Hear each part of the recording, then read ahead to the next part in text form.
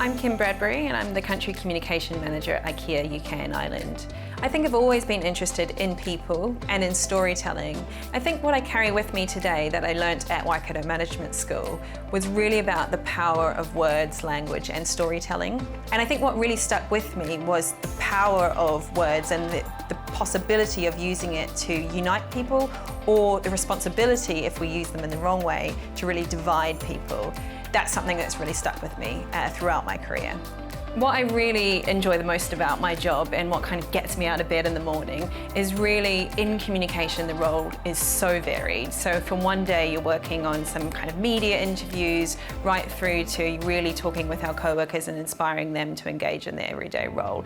And then what we also know is that today people, when they're losing trust in institutions and in government to improve society, they rely more on business to make more meaningful contributions. So again, communication has such a fundamental role to play in this area as well.